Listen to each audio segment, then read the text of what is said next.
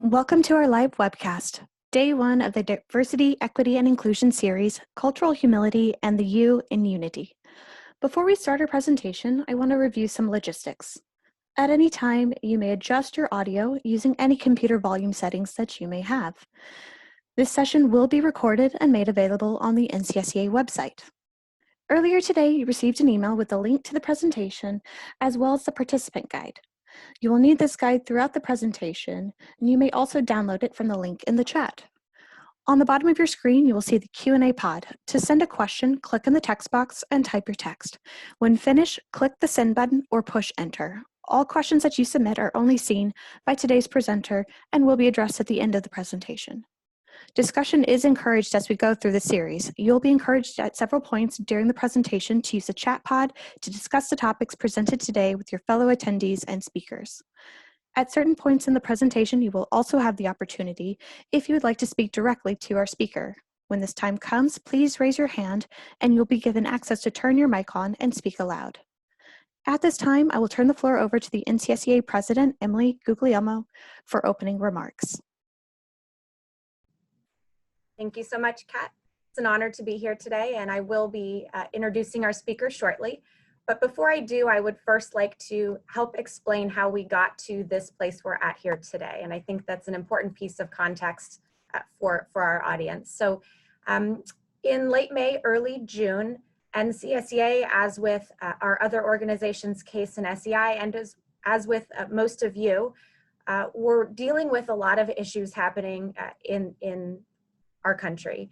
And as a result of some of those discussions, we got together at a leadership level, at an NCSEA, CASE, and SEI level, and we issued a joint call to action. And we heard from many of our members.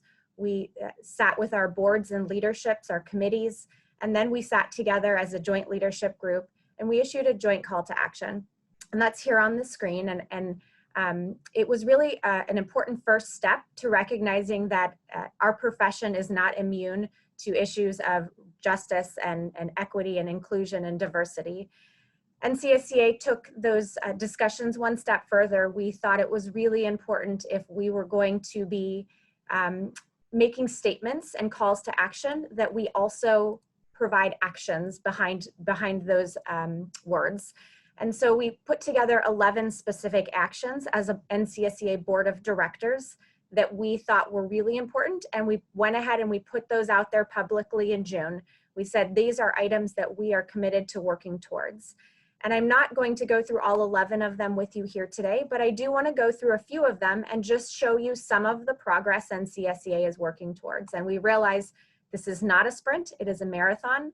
We're trying to set a pace that we can use in a sustained manner, but we also think it's really important to show how much this matters and to take some initiative and put actions behind our words. So I mentioned this already, but at a leadership level, CASE, NCSEA, and SEI have formed a joint committee to collaborate and coordinate on items of equity and opportunity in our profession. And I'm happy to report that that group has met, has had their kickoff meeting, and is working on whether it's a shared initiatives, items that really elevate to the very top of our profession, or whether it's information sharing and collaborating to make sure that we have resources at all three of the organizations. That group will continue to meet and will continue to report back and push initiatives forward. The second call to action item I'd like to share with you here today, we at NCSEA committed to compiling and sharing resources for our members. And rather than send you guys a link to a file with hundreds and thousands of podcasts and articles, we thought it was really important to show a sustained commitment here. So our NCSEA newsletter, Structural Connection, has a new segment which we call Read, Watch, Listen. And it's being led by our SE3 group. And we each month will be sharing something you can read, something you can watch, and something you can listen to. And we recognize that we can't all have infinite time, but hopefully these resources in front of you each month will allow our members to slowly become educated, to see different opinions, to hear different people speak. So this is a new forum that you'll see in our newsletter, starting the September newsletter that went out a few weeks ago. The third and fourth items, I've combined them here. that we put in our actions was to host sensitivity and unconscious bias training, both within NCSEA leadership and to our membership, and then also to host a session about racism, discrimination, social justice, and structural engineering. And what you see here today is the beginning of both of those. We started out with discussions with our SE3 chapter committee and also with Shani. And this first session you see here today is step one. We realize it is just step one. We do have another session coming up on October 13th, which we'll share with you. And then on September 5th, our SE3 committee will be hosting a session at the NCSEA Summit. And this is what you see here. We have had some questions. Hey, I appreciate that sessions 1 and 2 are free. Session 3 is embedded in the summit, and so it is a paid event. However, we do intend on recording this session 3 and making it available for free after the event. The next action I'd like to just highlight quickly, hopefully you're all aware of the NCSEA SE3 survey that concluded earlier this year. We had a record number of respondents. And the SE3 committee is very focused on prioritizing discussion and study of topics related to race. And you're going to see a few of those outcomes in Shani's slides. And then we'll continue to issue topic briefs throughout the year that will highlight some of the findings in our SE3 survey.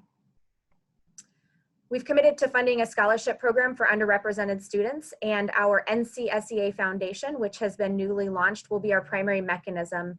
We have felt very honored that we've already had individuals and firms calling NCSEA and saying, I want to contribute. NCSEA intends on putting skin in the game and contributing, but we would love to make our scholarship program something that is ongoing and sustained with a focus on underrepresented students. And then the last item I wanted to share with you, we realize that real change takes partners and takes strategic collaboration. And to that end, we have started reaching out to various organizations. We started with the 50K Coalition. We've started a memorandum of understanding with the National Society of Black Engineers and had calls with the Society of Hispanic Professional Engineers to find ways that NCSEA can collaborate with these already strong organizations to make sure that we can offer the best of our structural engineering profession to them, and we can help develop those engineers from their organizations to become structural engineers.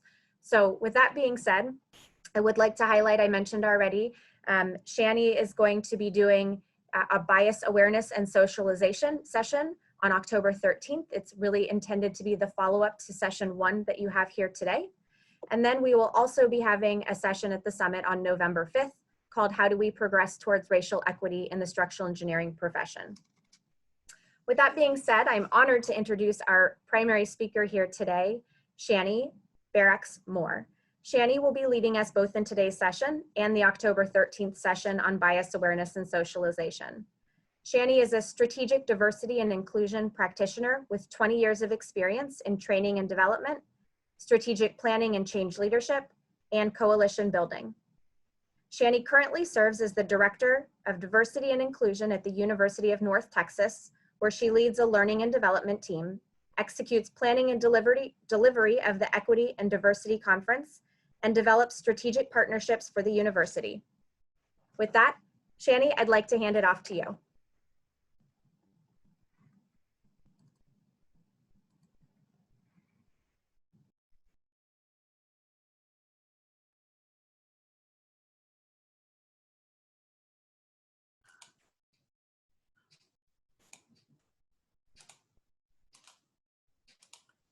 Okay, hopefully you can all hear and see me. Good afternoon. It's afternoon for many of us. Thank you so much. I'm happy to be with you all today to engage in this conversation about cultural humility and the U in unity. And thank you so much, Emily, for that wonderful introduction and for the contexting that you provided. I think today's session is going to do just that, explore how we look at differences within ourselves and others. We're going to unpack the role of cultural humility. That's probably a relatively new term to some of you, and self-awareness to create intentionally inclusive environments. And so I'm glad that Okay, just getting things ready here. Okay, I'm glad that we provided some context with you and that we will be able to engage with you through the participant guide. And ideally, what we want you to do is really walk away from here with a plan for something that you can take back to your firms of applying equity to policies, programs, practices, and people. I know that Kat did put the participant guide in the chat, so I encourage you to go ahead and engage with that, because this will be a really interactive session. And we will have opportunities for question and answer at the end. So I'm just gonna jump right in, and I wanna level set the conversation talking about the difference between compliance and inclusion.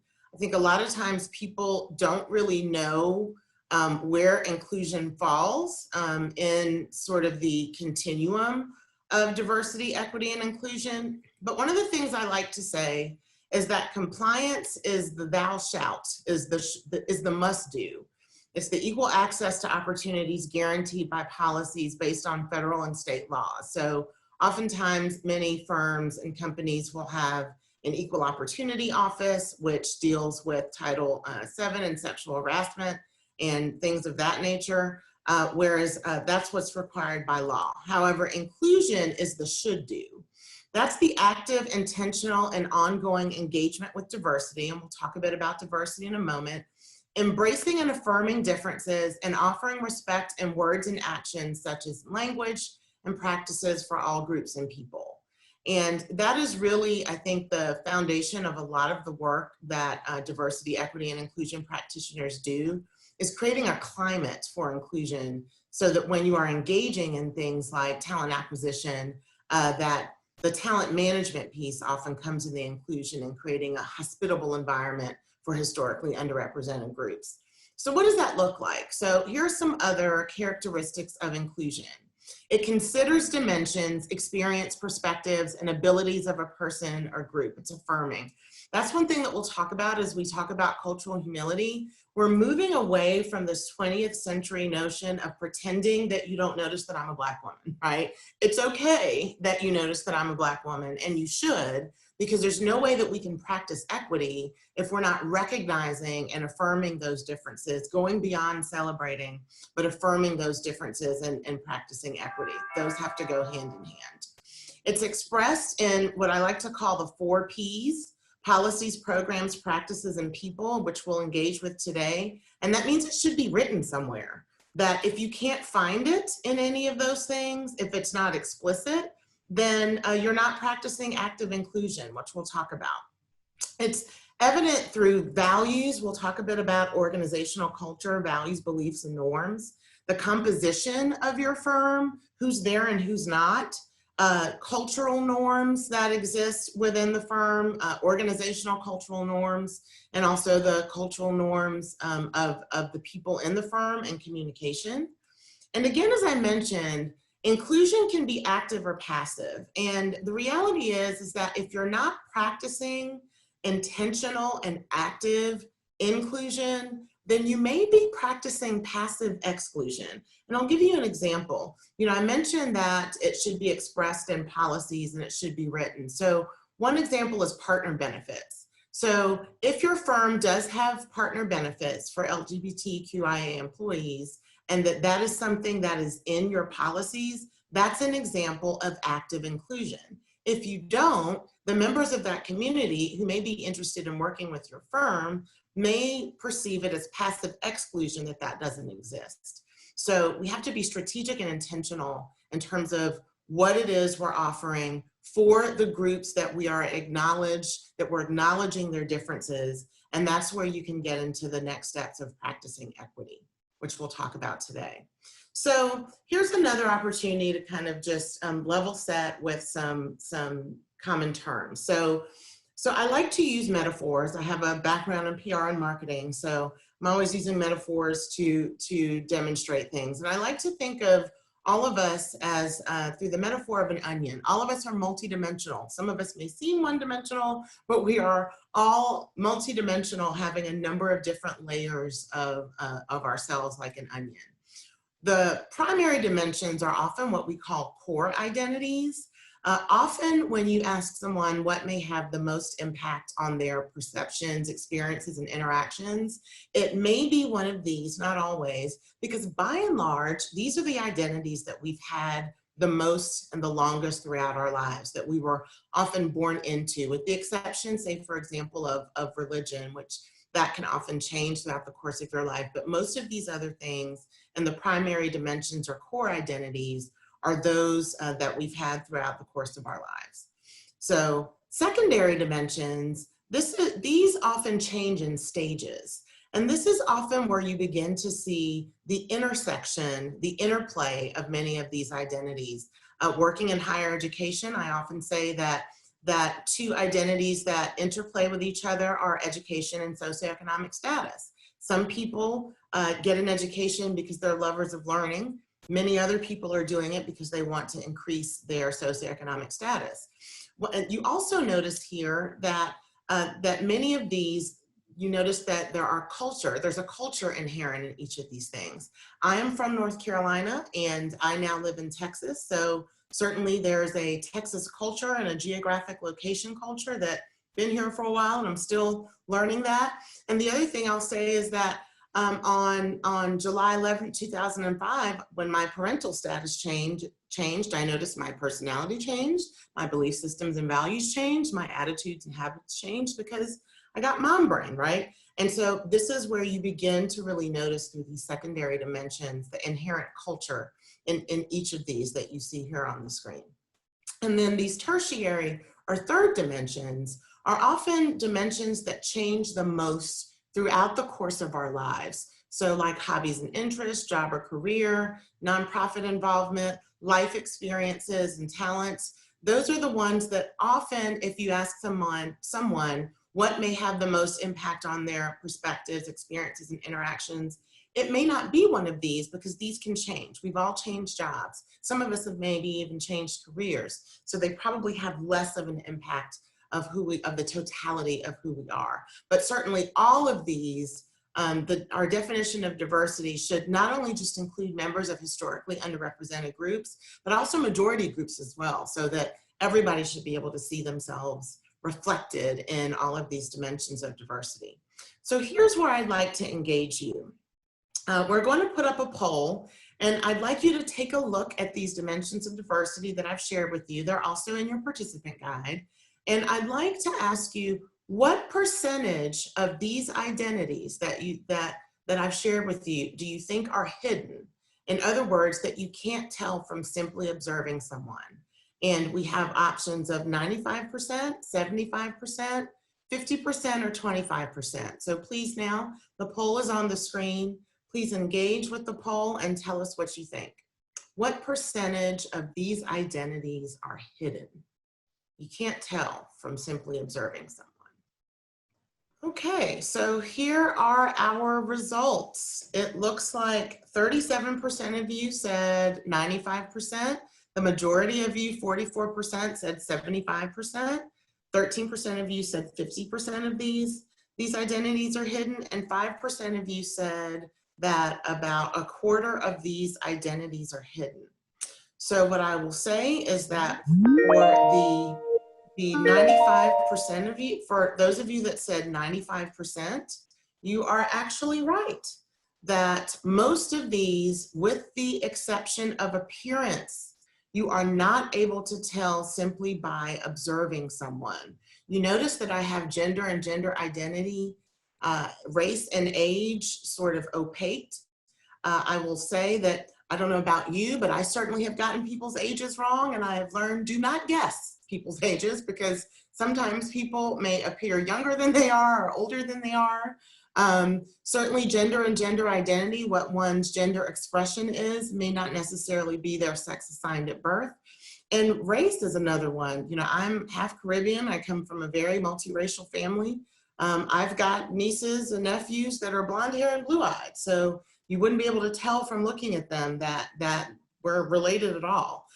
So appearance is the one thing that you can tell just from observing someone. And that's sometimes those looks can be deceiving, right? So this is what we mean by intentional inclusion, is how do these groups and their intersections experience your firm? That is what we mean by inclusion. It's taking it one step further and acknowledging that all of us are a series of these hidden identities, or I like to call them hidden dots, right? So intentional inclusion, that is an awareness of those hidden personal or social identities that we all have, and an acknowledgement that there's culture inherent in each of these identities. So when we're practicing intentional inclusion, what it really means is that we're remembering that you can't tell all the dimensions of someone simply by observing them. And that calls upon us to be more mindful of how those identities may have an impact on the perceptions, experiences, and interactions of your colleagues, and certainly with how they may interact with you and the lenses through which they may look at their interaction with you. So I'd like to introduce you to a new term. Many of you have probably heard of the term cultural competence, but I'd like to introduce you to a term called cultural humility. And here's another metaphor. When I describe cultural competence, I like to use the metaphor of a mirror. And cultural competence is really turning the mirror outward and learning more about the norms, the values, the beliefs of an identifiable group of people. Any of those groups that you saw in that onion, there are cultural norms related to that. When I became a parent, I discovered that there were cultural norms related to being a parent. As I mentioned, I'm not a native Texan. There are cultural norms related to being a native Texan. So it's helpful to know what those norms are, but the reality is that most of us would not necessarily fall on a list, right? If I were to ask you, give me a list of what all structural engineers are like, some of you probably wouldn't fall on that list, right? So that's why cultural humility is a more useful tool in conjunction with cultural competence. And it's really turning the mirror inward on you. It presumes some cultural competence, right? Some awareness of differences that we'll talk about in a moment. It allows culturally competent individuals to, there again, identify the presence and importance of differences. That's really, really important, that I ask that we move away from the 20th century paradigm of color blindness and difference blindness, and I don't see you as a Black woman. Yes, you do, and that's okay, and you should, because me being a Black woman has a lot to do with my perceptions, experiences, and interactions, right? So it's learning how to identify the presence and importance of differences between you, between your orientation, your perspectives, and that of each person you interact with, so that you're able to explore compromises that would be acceptable to both. And what that really does, cultural humility, is it allows us to realize the benefits of diversity. It's great to have diversity, but if you're not effectively engaging with difference, then it's really just diversity for diversity's sake. It's a check the box, right? Whereas cultural humility is really learning how to effectively engage with, and it's like a muscle. The more you do it, the better you get at it. But it's a lifelong process. It's not a destination. It's truly a journey of self-reflection and self-critique, turning the mirror on yourself. And I like to say in the words of the great O'Shea Jackson, checking yourself before you wreck yourself, and in some cases other people, right? So it's acknowledging that our differences, it's seeing differences as just different, without judgment, having an awareness of biases and assumptions, which is exactly why we're going to talk about that in our next session on October 13th, and self-assessment, asking ourselves, why did I make that assumption about that employee, or about that client, or about that student, or I'm surprised that that student wants to be a structural engineer. It's checking those assumptions. There's a wonderful video that I'm going to share with you next time called Flip It to Test It. You know, checking your assumptions, flipping your assumptions and seeing if they would still be applicable if you switch the people, the person, place, or thing, if you will. So this notion of cultural humility is something that, you know, I hope that we all lean into, and again, just start with acknowledging that differences are relevant and that they exist so that we can effectively engage with them. And this definition of cultural humility is also in your participant guide in a couple of different places, because I consider myself a purveyor of cultural humility, because I think it's really sort of the first step for being able to practice intentional inclusion. So another thing that I'd like to share with you that I like to use to demonstrate how we should engage with difference is this notion of an awareness continuum. And you notice that one of the places on the continuum that's not even on the continuum is both ignorance and oblivion. And the way that I describe the difference between ignorance and oblivion is that ignorance is having limited knowledge, but operating as if that's all there is to know, right? So oftentimes when someone may have an ignorant perspective or says an ignorant comment or does an ignorant thing, it's because they're going on some information they may have gotten in childhood, or that may be part of their socialization that we'll talk about in the next session. And they're acting as if that's all there is to know. They know that there's more, but they're acting as if there's all there is to know. Or maybe they don't know there's more. Oblivion is not knowing what you don't know and that you're even supposed to know. So it's not knowing that we should actually see differences, not knowing that there's a difference that exists right under your nose that could be relevant, right? Willful oblivion, however, is denial of the relevance of these differences. It's denial that I know that there's additional information, but it's kind of like, la, la, la, I don't want to know. Don't tell me.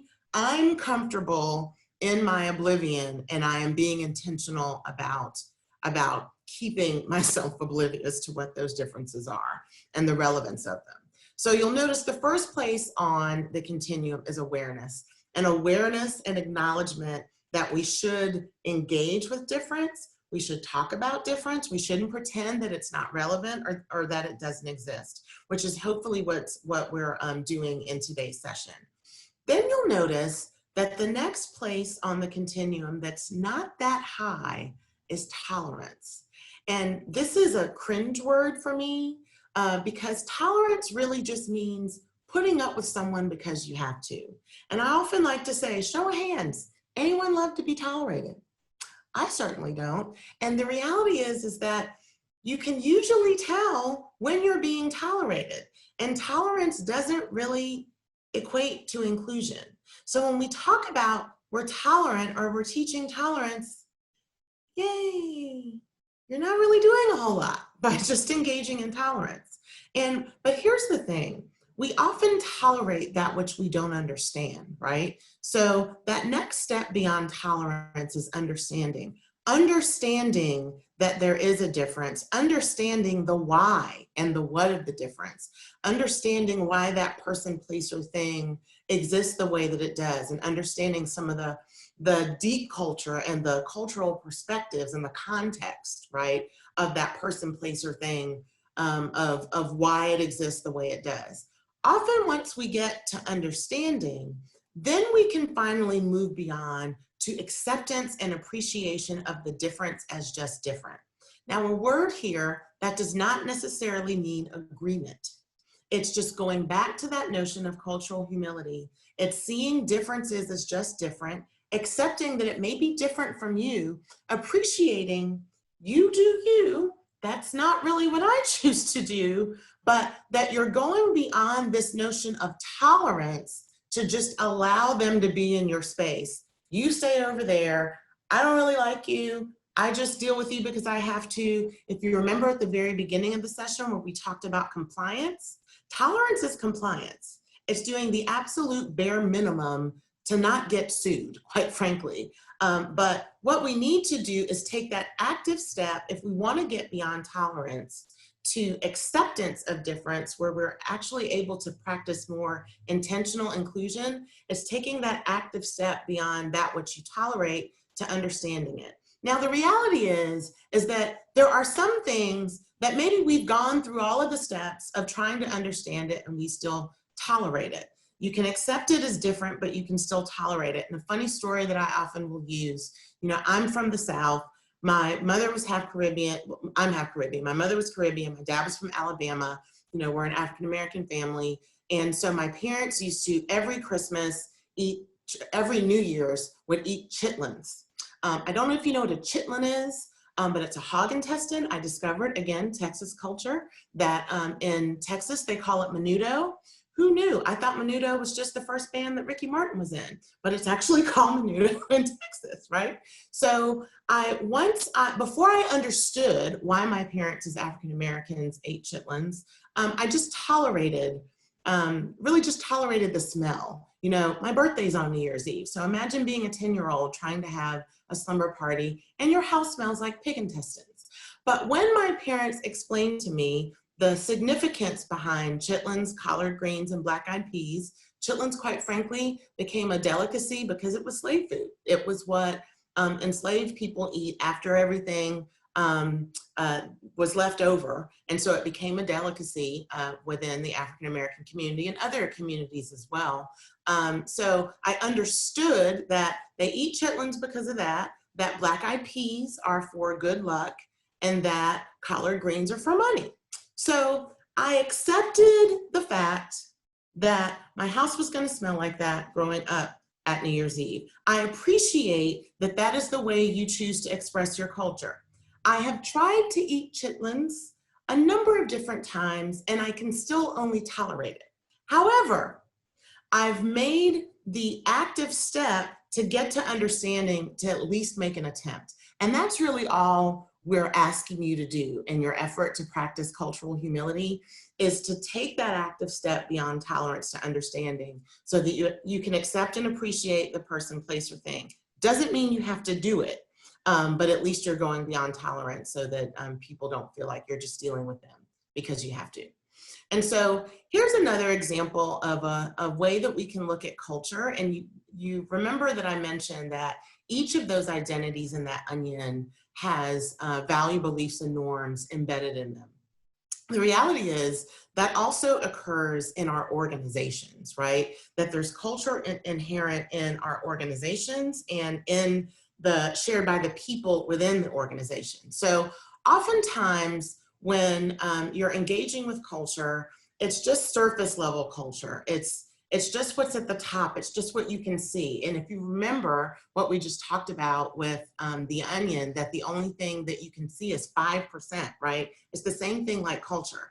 So often when we have surface level culture exploration, it's just the things over above the waterline: food, flags, festivals, fashion, holidays, those sorts of things. But what sunk the Titanic is the deep culture. It's the things like communication styles and norms, notions of leadership and cleanliness and beauty, concepts of time, attitudes towards authority, approaches towards decision-making. And the reality is this also exists within the values, beliefs, and norms of our organizational cultures that we are all a part of. And, you know, there's a Peter Drucker quote that culture eats strategy for breakfast, right? And I think that's because we're really just engaging with what's at the top, but when you're really trying to facilitate any real change, it's what's below the iceberg that is really what we need to engage with. And I think, Emily, you had some perspective on this in the context of some of our firms, right? Yeah, I did. And thanks, Shani. It's really a pleasure to interact with you. Your words resonate, and we're lucky to have you here. I know as NCSEA entered in this discussion of racial justice or diversity, equity, and inclusion, we've been really sensitive to how our actions are perceived by our membership. And it was really important for our board and leadership that NCSEA not just make statements condemning racism, but rather provide some meaningful ways that our profession can improve. So while some people might say that NCSEA is virtue signaling or making statements that are trendy, for NCSEA, this really is a deeper discussion. It requires deeper actions. As I said before, it's a marathon and not a sprint. So when I saw the iceberg, when I see the iceberg, I see the top portion that's visible above the water as really, like you said, a small piece of a much larger whole. I see the top of the iceberg as behaviors and practices that are really easily seen by the outside. For example, public statements or educational webinars. And To date, NCSEA and frankly, most of our profession's actions on diversity, equity, and inclusion have lived in this visible educational range. And that's okay. I think in my mind, it's really important that we start there, but it can't be the only thing. And for me, that lower portion that lives below the water surface is the really meaningful portion. And that's taking those behaviors and turning them into deeper core values and meaningful change. So while we aspire to not just contribute to the above water superficial aspects of the discussion or cultural iceberg, we aspire to find those meaningful ways to contribute to change of systemic, deep-rooted, and social issues that affect our profession. And that could look like a commitment to ongoing research and trends in our profession to move our talk into action. That could look like advocacy, mentoring, partnering, to support positively influencing our future structural engineers. So I like this iceberg analogy. It really reminds me that there's a very visible portion that's at the top, and we maybe have to start there, but there's so much more work that needs to be done that's under the surface, and really that's where the volume of the work lives. Thank you for that, Emily. And I think it's really heartening to see that SEA is really engaging in this deep culture work and will really be at the forefront of change and of changing the structural engineering profession. So now what I'd like us to do is to give you an opportunity to effectively engage people through looking at your own cultural lens and engaging yourself in this notion of these layers that we have in these dimensions of diversity. So what you have, I'd like you to now go to your participant guide, and I know that Kat has put that in the chat, and we're going to do an activity called Knowing Ourselves to Know Others. And it's on page 5 of your participant guide, and it's in the chat. And just in case you didn't get a chance to access it earlier, it's definitely in the chat towards the top. And so using page 3 of your participant guide, and your participant guide is designed so that you can type directly into it. You can print it out and either write it, or you can type directly into it. I'm a fan of typing because sometimes I can't read my handwriting. So the first thing I'd like you to do is write in or type in the top 3 identities that have the most impact on your perspectives, experiences, and interactions, particularly in a work setting. And I say that because, you know, I'm a mom, so that's one of the identities that have a lot to do with who I am. But if I'm looking at it from a work perspective, then I probably wouldn't include that. Kat, if you could put that in the chat again. I think there's some people that joined us later that don't have access to the chat. Putting the participant guide in the chat again. Great. Happy to help. And so, so I want you to think of your top 3 things. You know, one of the things that I often say is I'm Black, I'm of Caribbean descent, and I'm also a change agent. I see that as a core part of who I am, right? But then for each of these, what we want you to do is consider the following questions. First, how do each of these, and you notice you have a column for each of these, how do they inform or impact your perspectives when working with others, particularly in a work setting? But then for each of these, I also want you to think about how they limit your perspectives when interacting with those who are different. So I mentioned me being Black. I'm African American, but I consider myself more Black because I'm half immigrant, right? I'm half Caribbean and half American. And so one of the first things I do as a Black woman is the first time that I go into any environment, I scan the room to see where I am, to see how many other people there are that look like me. Because I assume that because you have my packaging and your background that we're gonna have a lot in common. That does not necessarily mean that because we are both Black that we're gonna have, you know, a lot in common. I may have more in common with Emily than I do with someone who may share my packaging, if you will. And Emily, how about you share some of yours?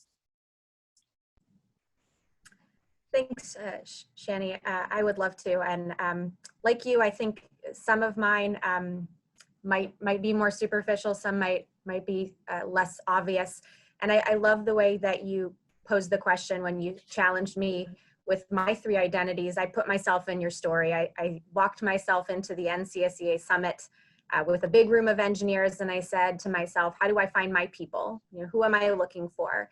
And to be honest, when I ask myself that question, I'm not looking for other females, and I'm not even really looking for people of my generation. And I don't know if that's a function of my professional history or even my start at NCSEA, that there weren't a lot of people that looked like me. And frankly, I'm okay with that.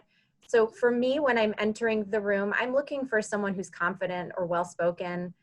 When I'm putting together my committee or my team of people, I'm looking for leaders or hard workers. So for sure, my identities are less visible to an outside person and definitely more something that resonates deeper within me.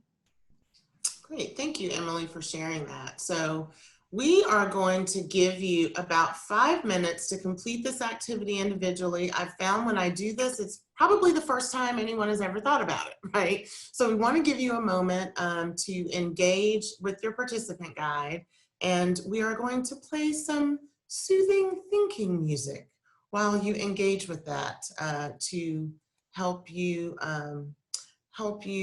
participate. So it's 12:41. We'll give you 5 minutes and then we'll come back and continue. So hopefully you have had an opportunity to consider some of your identities and consider how they may inform or impact you. And if you're still working, that's fine, but here's something that we'd like to ask you, and we're gonna ask you to do another poll. So what we'd like to know is how many of your top 3 identities that you chose were hidden? Thinking about what we just talked about earlier, were none of them hidden? Were one of them hidden? 2 of them hidden, or 3 of them hidden? Let's see our results. Okay, so 5% of you, none were hidden. 29% of you had 1 hidden. About half of you, 2 of them were hidden. And about 17% of you, all three of your identities were hidden. That's wonderful. Thanks so much for sharing that. I think it's really interesting for us to consider that a huge part of who we are often is not visible. And even though it has a huge impact on our perspectives, experiences, and interactions, that it may not be something that we can see, and that's if you don't have a physical impairment. So thank you everyone for participating in that. And if you didn't get an opportunity to complete your sharing, then to complete your activity, then we encourage you to do that at your leisure. Okay, so now what we are going to do is we're going to switch gears a little bit, and we are going to talk a bit about equality and equity. And many of you have likely seen this graphic. It's probably circled the globe several different times of these 3 people of different heights that are trying to watch a ball game, but there's a difference in their heights. And so some people can see it and some people can't. And so what I like to say is that equality is by and large a 20th century perspective or mindset, that in the 20th century, I just wanted to be able to have the same opportunity to work at some of the firms that exist, say 50 years ago. Certainly 50 years ago, there probably in many of our firms, if they existed, there weren't many women and there weren't many people of color, right? So equality is sameness. It's the assumption that everyone benefits from the same supports and is equal treatment. However, that doesn't necessarily achieve desired goals if, again, taking it back to cultural humility, we don't acknowledge the presence and importance of differences. And in this case, there are some vertical differences in the people that are trying to look over the fence in order to be able to see the game, right? So that's fairness. And the thing to remember is that fair is not always equal, right? What's fair here is is allocating your resources more to people who need it. One of the things that I often say in a higher education setting is that if we required everyone, regardless of whether they had disabilities, to go visit the Office of Disability Access, it would not be a good use of time or resources, and we would be wasting resources on people who don't need it.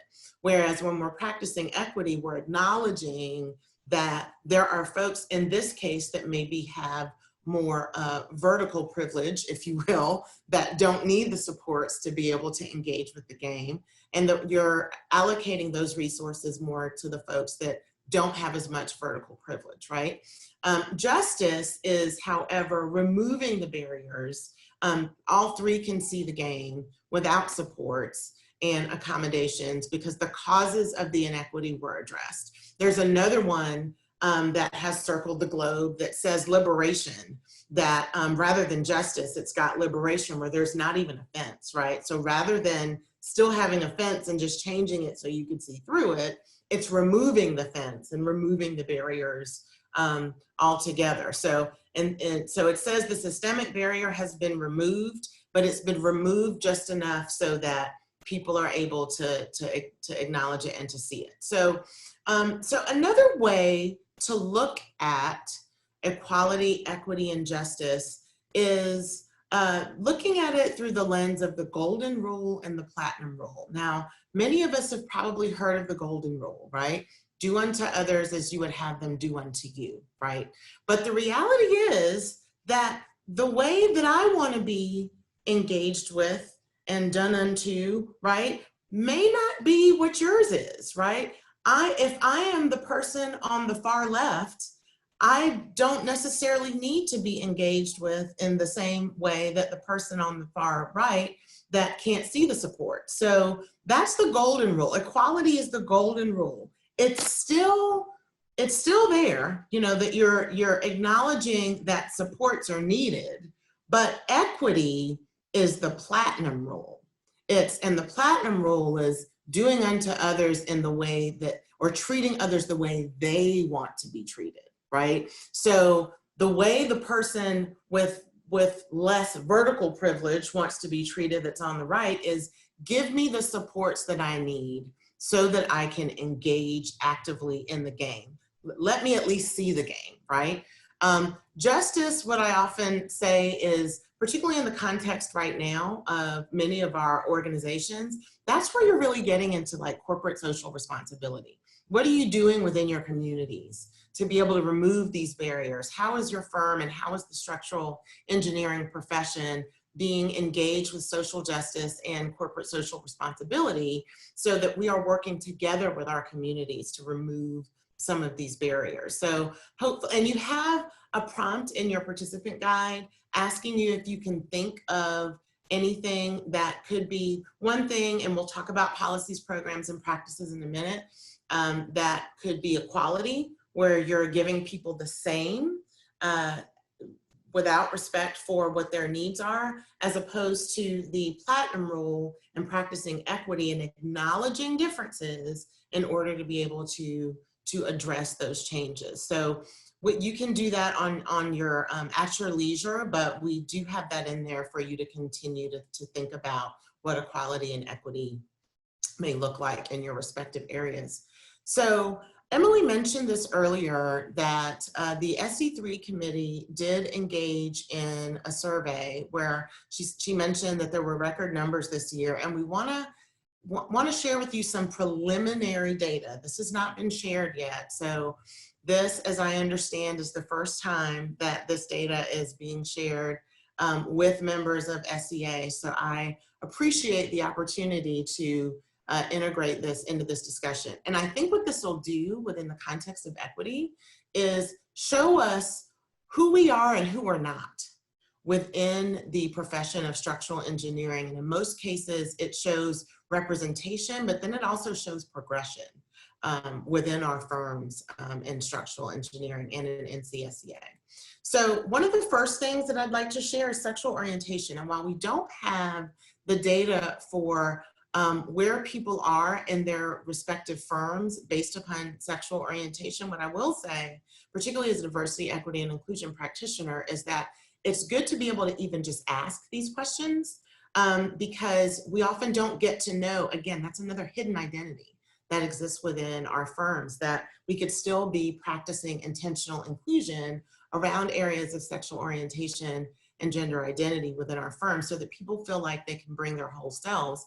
And if you notice that you know, while a majority of people who answered the survey were heterosexual, there were a good bit that, not a good bit, but about 2% that identified as gay and lesbian, about 1% that identified as bisexual, and about 4% that chose not to answer. I've noticed that every time I've done any kind of survey where there's sexual orientation, there's always a chunk that prefers not to answer for whatever reason. Sometimes it's because they're so worried about being outed, for example, that they would just rather not answer the question. Some people just don't like the question. Don't know what that is here, but that's the data for sexual orientation from the C survey. Here is the data for gender. And so you can see here that that most of the people who answered the survey were men, and that 20%, so 75% were men and 24% were women, and that we had about 2% that preferred not to say, and 0.2%, less than 1%, that were non-binary or genderqueer, right? But then you can also see below that the positionality of women and men within their respective firms, and that you notice the higher up that you go in the firm, the less the representation is of women in firms. And that's also what we see as it relates to race and ethnicity. Here's the data for race and ethnicity, where 77% of those who took the survey, and this is probably also reflective of our firms and of the profession, are white or Caucasian, and then 23% identified as a person of color.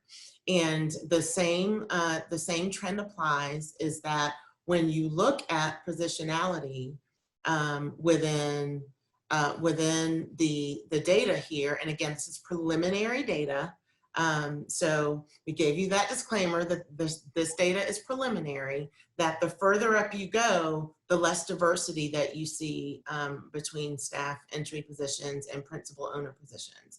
So I think that also helps to frame and context the discussion, and understanding that there's some opportunity to practice equity within our firms and within the field of structural engineering.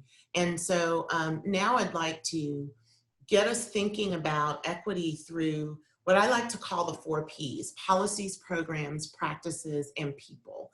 And the reason that I like sharing this is that, in my view, as a diversity and inclusion practitioner, anytime that you are trying to facilitate any kind of large-scale change within an organization, within an industry, within a practice or a profession, the best way to do that is engaging through these 4 Ps: policies, programs, practices, and people.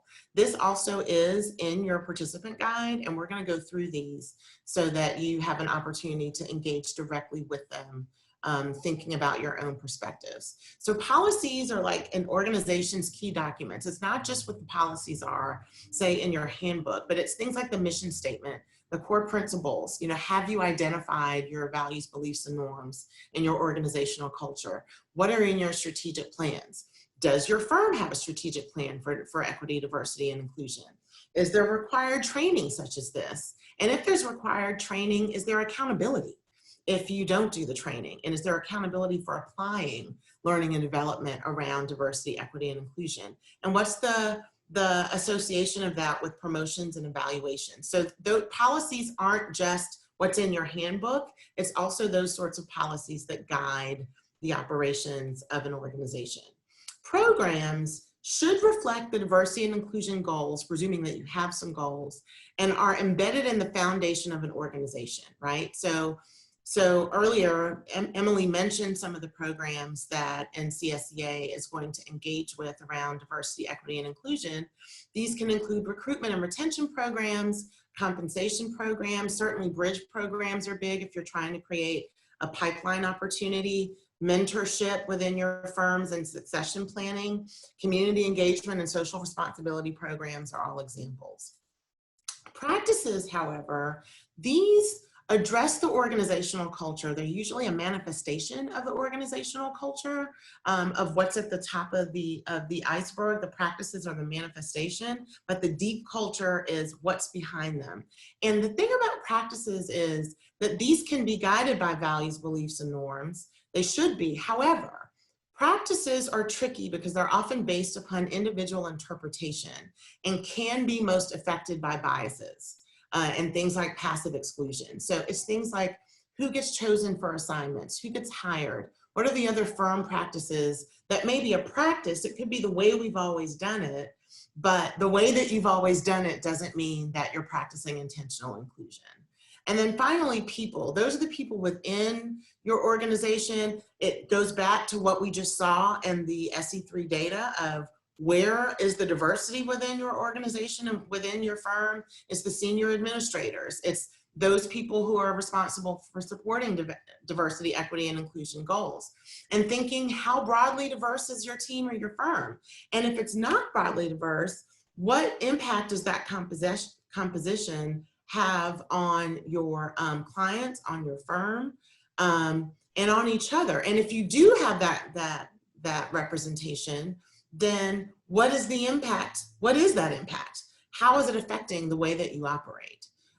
So what we'd like you to do now is refer back to your participant guide, and we've given you some resources to do this next activity where we want you to think about, equality, equity, and justice. So we want you to think about applying equity and those policies, programs, practices, and people in the field of structural engineering. And you have this on page 5 of your participant guide with some resources. So it's what policies may limit access and how might they be addressed.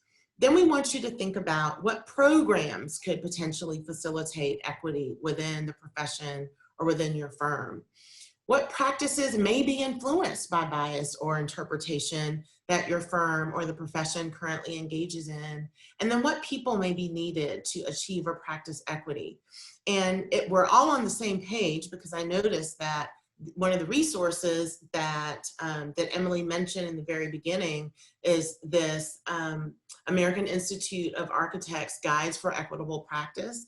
We have included a link to that in your participant guide so that you can access it. It's a wonderful, wonderful, wonderful set of guides. I've taken a look at it, and as a diversity, equity, and inclusion practitioner, I think they've done an amazing job of breaking down things that you can do around diversity, equity, and inclusion, around intercultural competence, workplace culture, recruitment and retention, around negotiation, compensation, advancing careers, engaging community, mentorship and sponsorship, and measuring success. So we want to give you an opportunity to engage on your participant guide and to answer those questions that we had.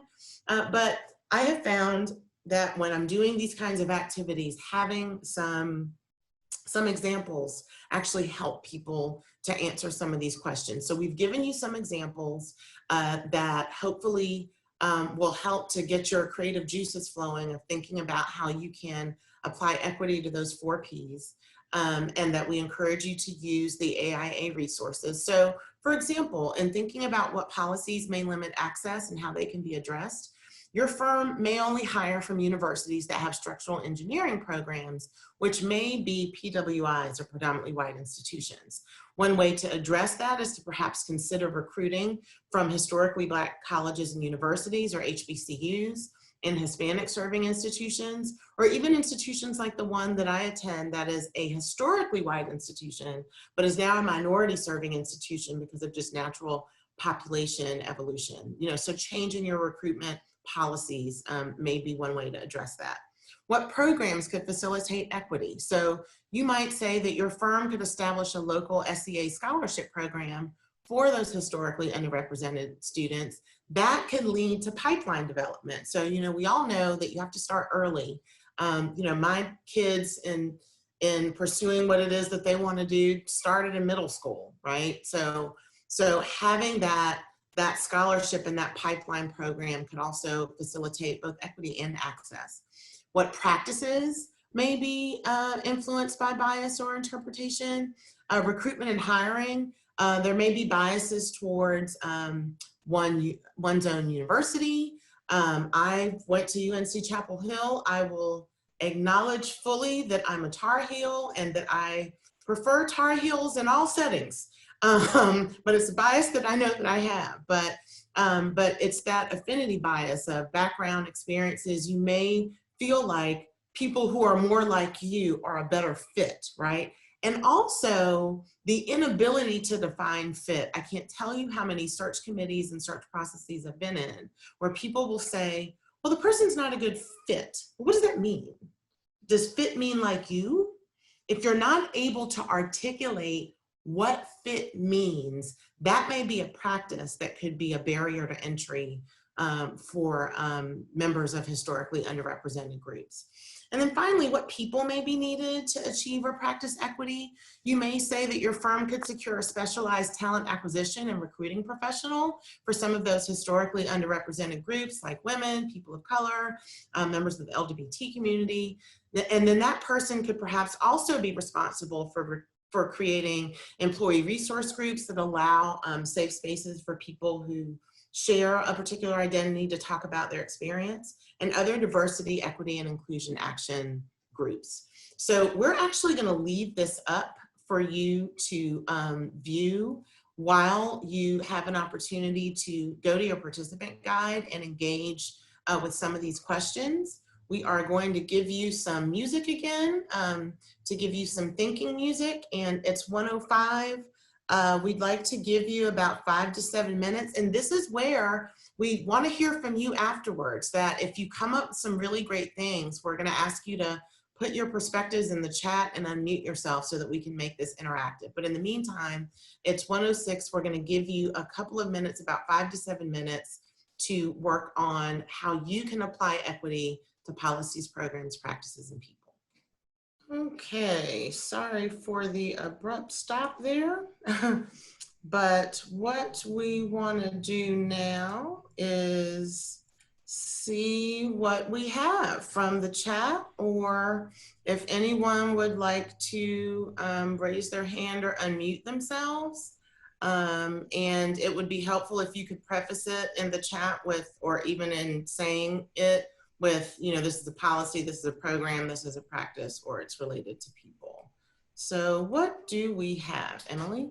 So Shani, I'll just remind the group, you can type in your answers in the chat or raise your hand. If you raise your hand, we'll take care of unmuting you, and you'll have the opportunity to actually speak out and share your thoughts. But so far from the chat, we have a policy to share from John, and that policy is requiring a certain number of years of experience for promotion. Okay, so that's a good one. I think talking about, particularly if you've just engaged in, let me turn back on my video. So, okay, particularly if you've just engaged in starting to really practice intentional inclusion in doing pipeline development programs, the reality is that some people would likely already be grandfathered in, right?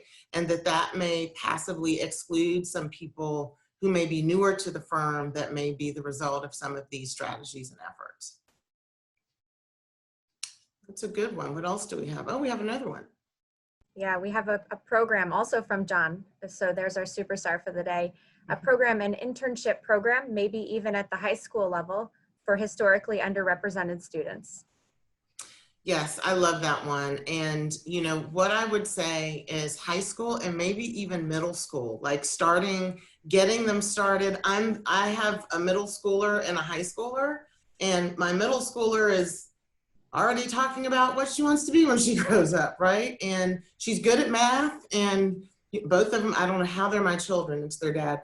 I was a journalism major, but they're already starting to get students interested in things like engineering. So if you're engaging with students from a social responsibility perspective, say in a middle school, maybe through our after school program, and then turning it to an internship program in high school, chances are they're probably going to consider engineering, and that you'll be able to have a wonderful proof of concept success story if you decide to hire any of those folks that have been really cultivated under your tutelage. Thank you. We have another comment here from Jonathan. It says that Jonathan likes the comment about how an inability to define what an organization means by good fit or bad fit can be an indication that biases may be afoot. It is important to define what constitutes a fit using the organization's values and not leave it vague. Yes, I'm so glad that you found that helpful. As a diversity and inclusion practitioner, I can't tell you how often that comes up. And, you know, when I press people and go, so can you qualify or quantify that? If you cannot do either, then it's very possible that fit might just mean if it's not like you, it's just those you're comfortable with, those you're familiar with. And that's going to exclude a lot of really good talent that could potentially thrive within your organization. And the other thing to consider is that you may want to look at changing your own or evaluating first your own organizational culture, which many companies, many organizations, more than not, have not really looked at their values, beliefs, and norms to see if they are hospitable, quite frankly, to members of historically underrepresented groups. Thank you. We have another one from Cot. Hi, Cot.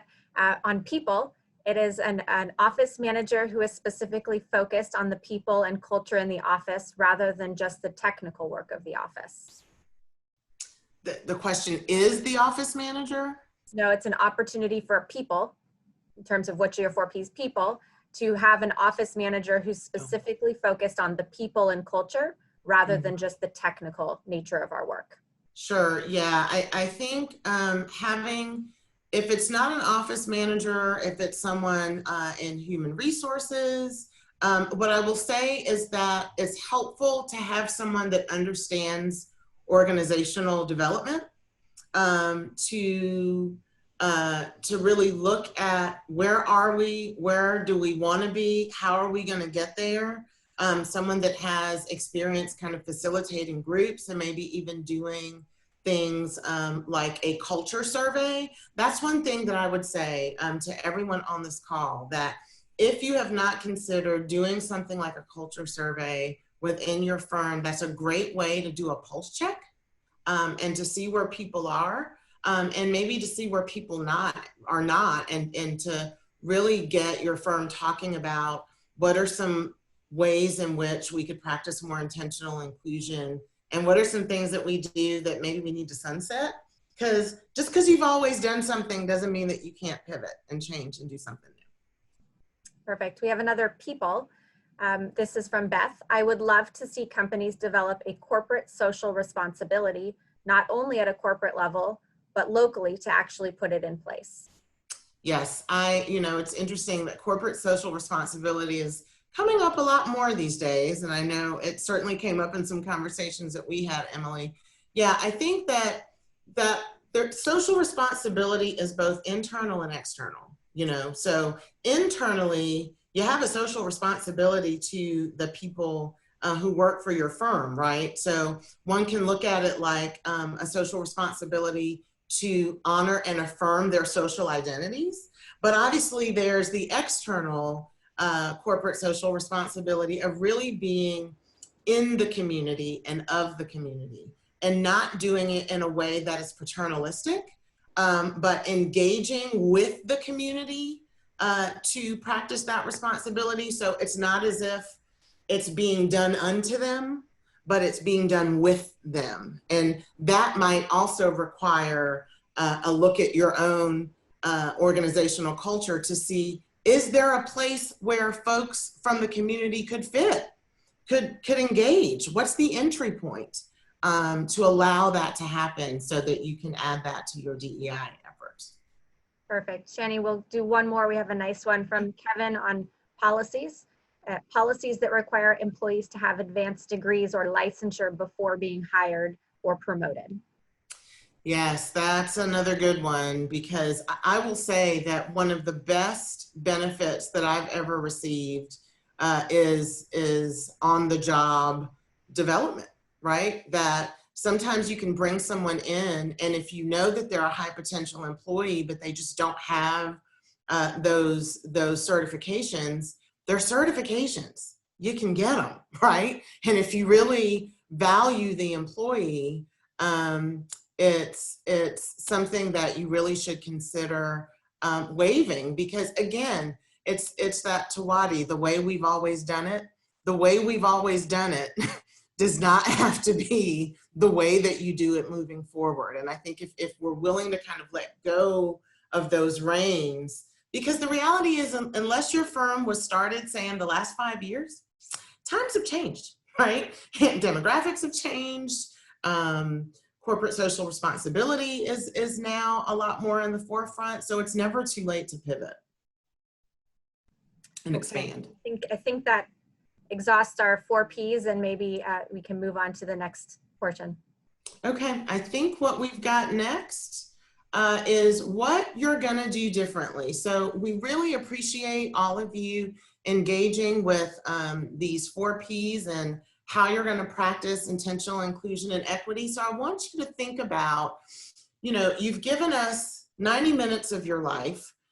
What are you gonna do differently as a result of it? What is something you can do as a member of the structural engineering community to practice intentional inclusion and that platinum rule? Remember, giving people what they need rather than what you need, right? So what are some ways that you can practice the platinum rule? And I'd be happy to, it would be great if you all could put that in the chat, and then maybe Emily can read some of the things that have come up. We're waiting for hands or comments about what you would do differently leaving today. And in the meantime, Shani, I am collecting up. You have a lot of really good questions starting. So I am collecting those, and we will leave time at the end for the question and answer. Wonderful.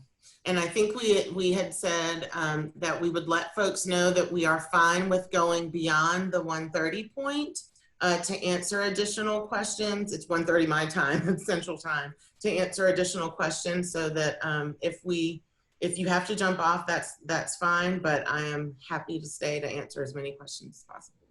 Great. So we do have what one person would do differently: look seriously at how to improve our internship program. I would love to have them say more about that.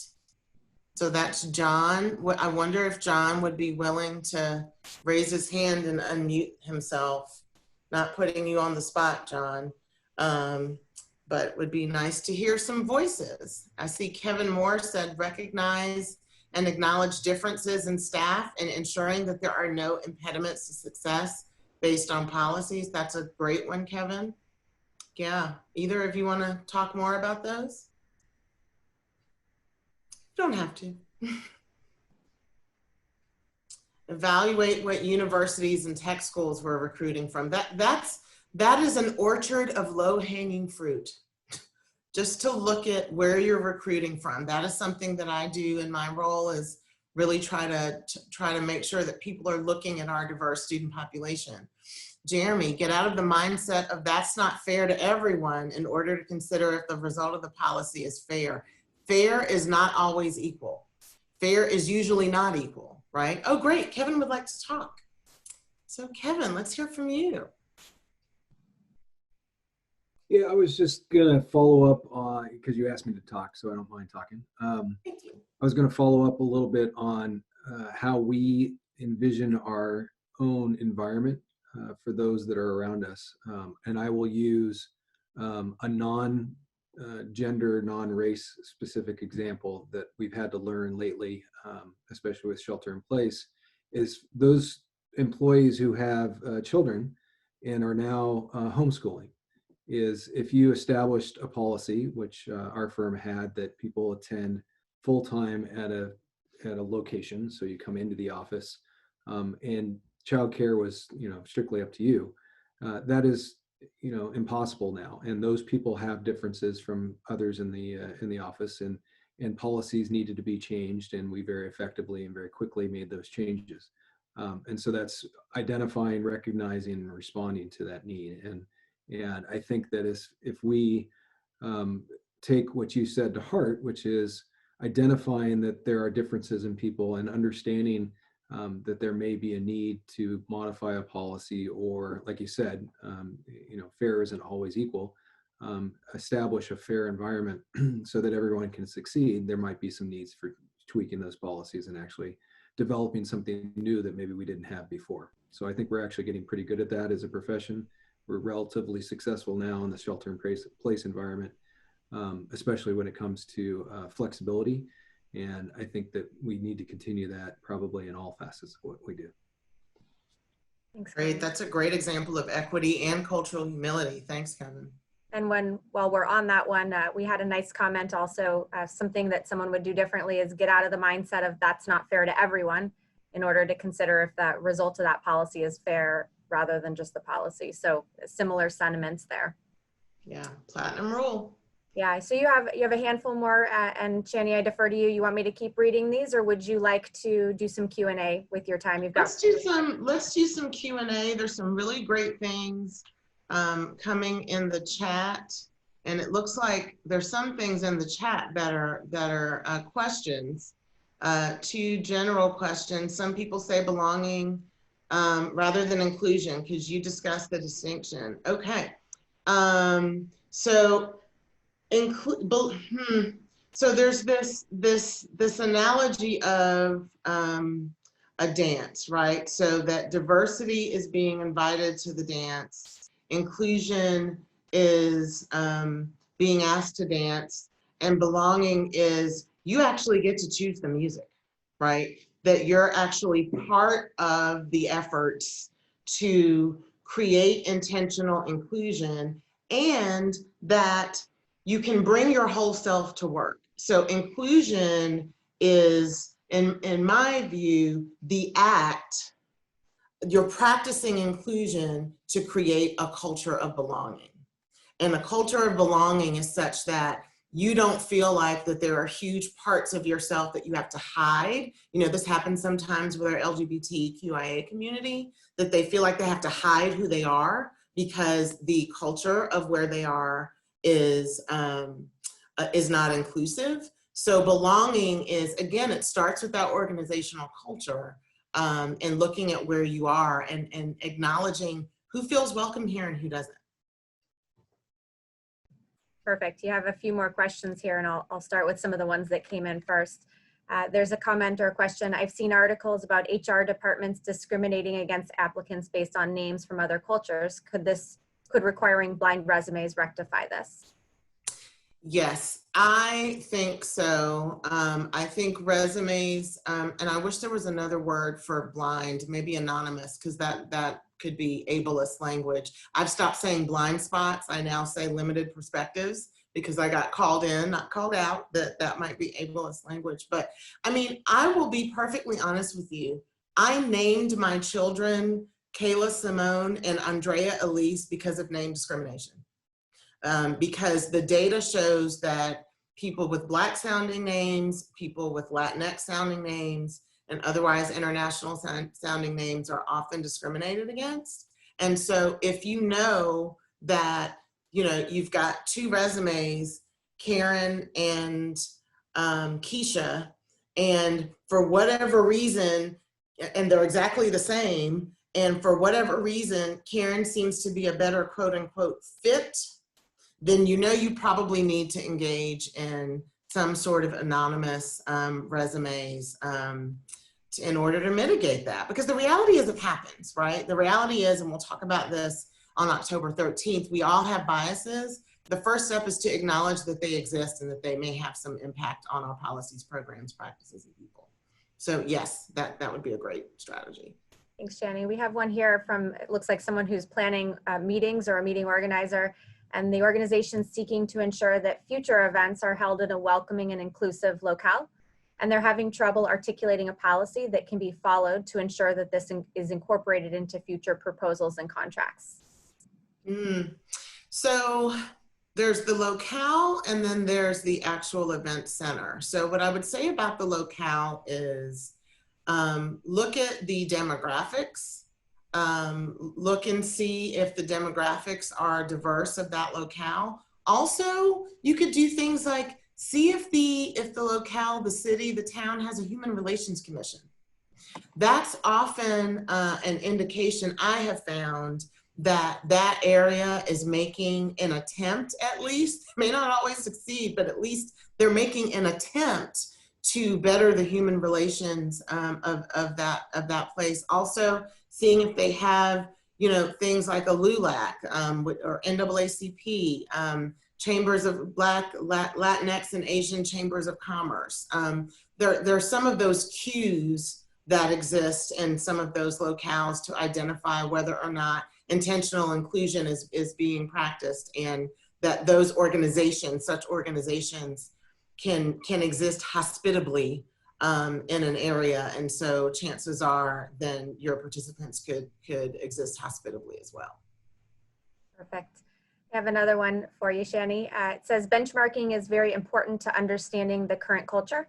Can you share some example survey questions that would be helpful in understanding current office culture, both shallow and deep culture?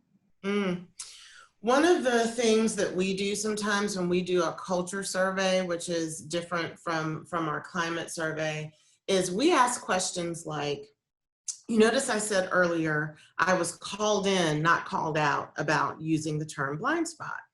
What is the culture in your office for calling people in? Are people allowed to address microaggressions, or are they expected to just take it? You know, are you having discussions about this that would mitigate sort of the soil being tilled? If you're not, then that's a good place to start. But certainly asking what the climate is for things like, I'll speak from the eye perspective, things like natural hair. There are some places that have dress codes that say, you know, that you have to wear, say, gender binary type clothes, or that Black women or Black people can't have natural hair. You know, my hair is natural. I lamented for years over whether to wear it the way it grows out of my head because of the culture around natural hair and fit, right? So asking some of those questions about whether you have a culture to even have these kinds of conversations, and also do exit interviews for departing employees. That's a really easy way to see why people are leaving your firm. And you can get a lot of really great data from exit interviews to determine if maybe there's something you could have done better to retain good employees that could be leaving. Perfect. All right, we've got one that says, not trying to get into politics. What do you see as the biggest challenge in today's environment towards accomplishing intentional inclusion and the platinum rule in all communities? There's a saying that my sister used to say that I just used today, actually. Denial ain't just a river in Egypt. That I think we are in denial about a lot of what has been a reality in this country for many people of color and historically marginalized groups for centuries, quite frankly. And I think that we are collectively waking up to that reality because, you know, it's kind of like that Gil Scott-Heron song from the 70s, "The revolution will not be televised." Well, now it's televised, and you can't look away, right? You can't unsee it. So I think that this is just my own personal opinion, that I think the reckoning that is happening within our country is long overdue. There's probably a different way for it to happen, but you know, it's 2020, and for many companies, they're just now having these conversations. Better late than never. What I would say is just start somewhere. Just, you know, start with attending things like this. Start with maybe seeing if there's somebody that can work with your firm to do a culture assessment. Just start anywhere, because the reality is if you don't start, then that means that you're okay with the status quo and that you're all right with change not happening. And, you know, it's kind of like that MLK quote, that what hurts more is the silence of our friends, you know, rather than the noise of our enemies. I probably didn't get that right, but just start anywhere to make a difference. Otherwise, nothing's going to change. Perfect. We have a question. How do you convince someone who thinks if I graduated, anybody can, and this person's concerned about contributing money or time to DEI, that it might be perceived as pandering or affecting their image? What I would say is that, and I may be biased because I'm a diversity, equity, and inclusion practitioner, DEI is no longer optional. It's, if we think about the demographics of the country that we live in and the browning of America, the reality is people who look like me and Latinx folks are going to be the majority, and that you can't continue to operate in a 20th century paradigm for 21st century business challenges. And here's the other thing, the companies that do it get the talent. The companies that engage with DEI and intentional inclusion get the talent, and all the research says that diversity breeds innovation. It's a competitive advantage, right? So it's incumbent upon all of us to realize this is not going away. What I have found in the 20 some odd years that I've been doing this is that people often don't want to do it because it makes them feel uncomfortable. Get comfortable with being uncomfortable. People who are members of marginalized groups, including myself, I've been uncomfortable every day of my life for 45 years.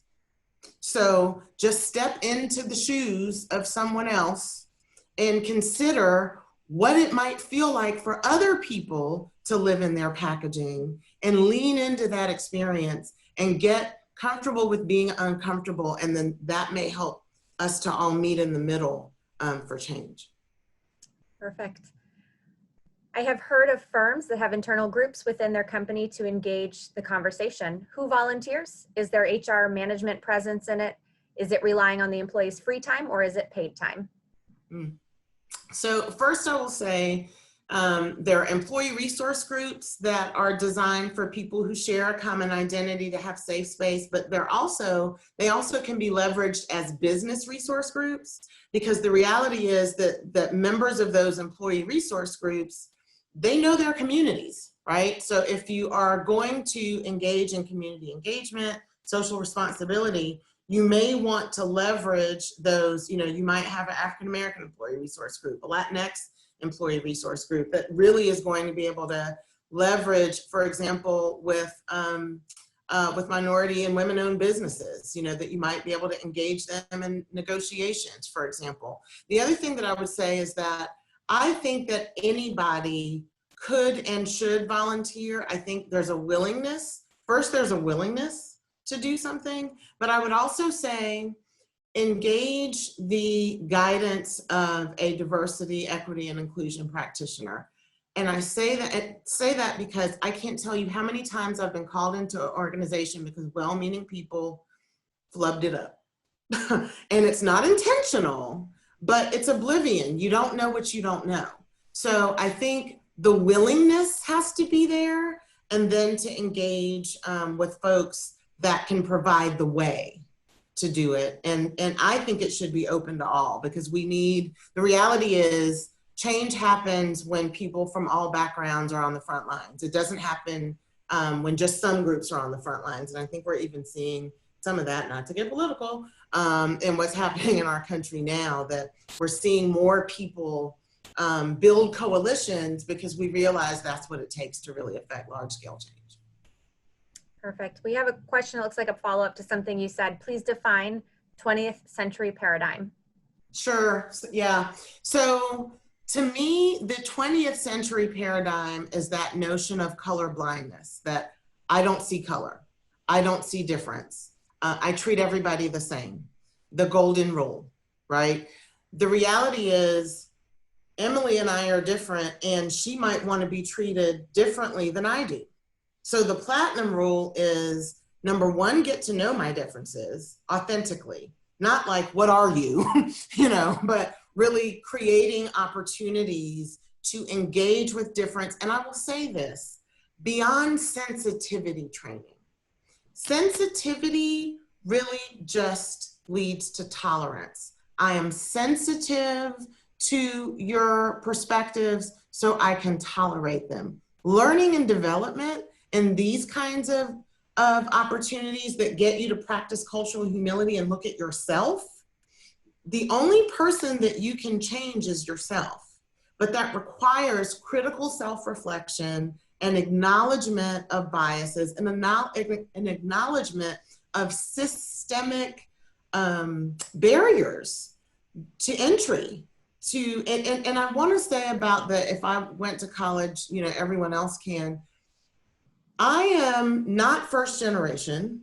So that helped me a great deal. You know, my mom was a provost and my dad was the first Black professor at NC State.